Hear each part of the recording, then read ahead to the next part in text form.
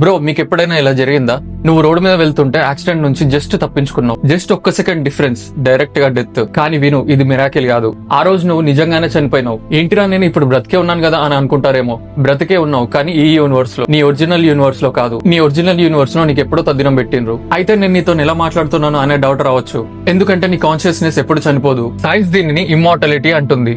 ఆ యాక్సిడెంట్ లో నీ ఫిజికల్ బాడీ ముగిసిపోయినప్పుడు మ్యాట్రిక్స్ ని గేమ్ ఓవర్ చేయలేదు. అయితే ఏం చేసింది? నీ డాటాని ఇన్స్టాంట్లీ ఇంకో ప్యారలల్ యూనివర్స్ కి షిఫ్ట్ చేసింది, ఒక కొత్త టైం లైన్ లోకి. అక్కడ నువ్వు యాక్సిడెంట్ కి జస్ట్ 1 సెకండ్ ముందు సర్వైవ్ అయ్యావు. అంటే పాత టైం లైన్ లో అవును బ్రో, నీకు అక్కడ ఫ్యూనరల్ కూడా అయిపోయింది. కానీ నీ మైండ్ కొత్త వరల్డ్ లో డౌన్లోడ్ అయిపోయింది. అలా అయితే నాకేం వియర్డ్ గా ఎందుకు అనిపించడం లేదు అనే క్వశ్చన్ రావచ్చు. అనిపించింది బ్రో, గుర్తు చేసుకో. ఆ యాక్సిడెంట్ తర్వాత లైఫ్ కొంచెం స్ట్రేంజ్ గా అనిపించలేదా?